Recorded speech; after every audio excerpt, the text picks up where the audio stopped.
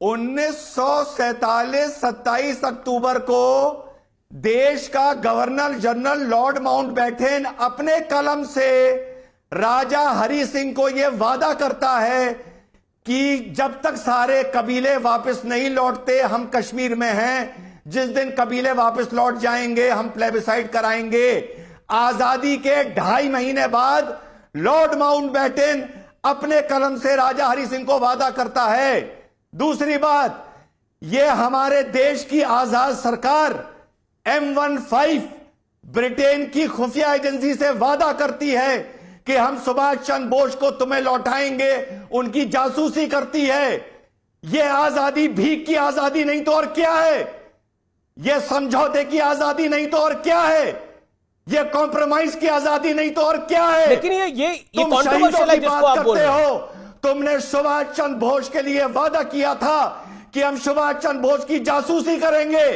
कांग्रेस ने सुभाष चंद्र बोस की जासूसी करी इंग्लैंड के लिए। आजादी के बाद कॉन्ट्रोवर्शियल चाहिए आप लोगों को। टपाटप टपाटप टपाटप। देखिए अमीश जी, जिस तरह से रिजवान भाई ने उत्तर दिया है, जितने फोर्स से जितने जोर से इन्होंने उत्तर देने का प्रयास किया है, यह बताता है कि चाटुकारिता का प्रमाण है।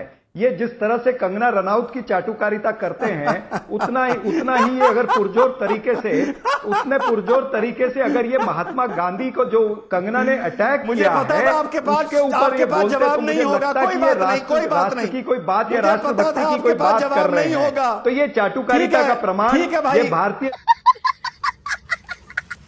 तो मेरे ख्याल से इन्होंने अपना काम किया है, लेकिन देश के इतिहास को तोड़ मरोड़ कर दिखाने से कोई देश का इतिहास नहीं बदलने वाला है। खोटा बात बंद, बनना है तो बाप बंद। रिजवान अहमद, अगर पब्लिसिटी चाहिए तो भारत की बदनामी क्यों करनी है? क्या जरूरी हो जाता है? पहला ये कि इस तरह से जो बहुसंख्यक का या मैं कहता हूं भारतीय संस्कृति का लोग मजाक उड़ाते हैं, उसको चैलेंज करते हैं, उसको मानने को तैयार नहीं होते हैं, अपमान करते हैं। बहुसंख्यक इस देश का कितना उसको बर्दाश्त कर सकता है, कितना सहनशील है, यह तो तय करता है इस देश का सेक्युलरिज्म। और अकलियत और माइनॉरिटी के लिए यह सेक्युलरिज्म तय करता है कि वो कितने असहनशील हैं अपनी भावनाओं के लिए, अपनी मान्यताओं के लिए, और देश का बहुसंख्यक उसे कितना बर्दाश्त करता है। जो आपने बात बताई विवेकानंद साहब की, एक वो जमाना था, एक आज का जमाना है। तुम्हें देश से शिकायत है, तुम देश में शिकायत करो। प्रोटेस्ट करना, इत्तेजाद करना हमारा हक है, ये हमारा फंडामेंटल राइट है।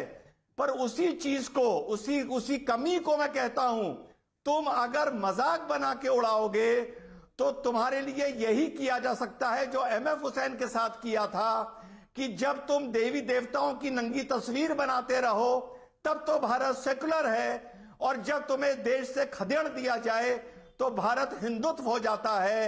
ऐसे बदतमीजों को चेक करना और इनको लगाम लगाना अगर हिंदुत्व है तो मैं हिंदुत्व को सलाम करता हूं, और मैं भी अपना नाम हिंदुत्व के सिपाहियों में आज इस चैनल पर लिखवाना चाहता हूं। मजा आया साहब, शहजाद साहब, आपने बिल्कुल सही कहा कि जो भी उसने बोला वो सब मीडिया दिखा चुका है। हम आपकी बात का एहतराम करते हैं, लेकिन अंधा अगर है तो क्या आप उसे अंधा बोलेंगे?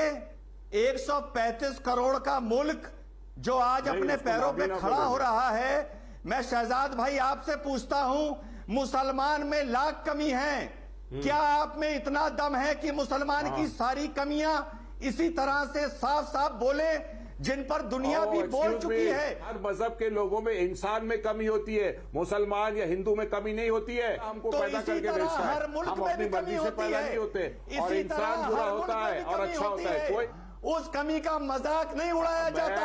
आपको हर मुल्क में कमी होती है जैसा आपने बोला, लेकिन उस कमी का मजाक नहीं उड़ाया जाता जो आप समर्थन कर रहे हैं। मैं क्या करूं फिर, जॉब छोड़ दूं? नरेंद्र मोदी के लिए अपनी चिड़ निकाल रहे हैं, नरेंद्र मोदी के लिए अपनी खुन्नस निकाल रहे हैं। 2014 से लेकर नरेंद्र मोदी की चिड़ बोल रही है। वो सब जब मैंने मुसलमान का नाम लिया तो आप बोलने लगे कि सब में कमी होती है।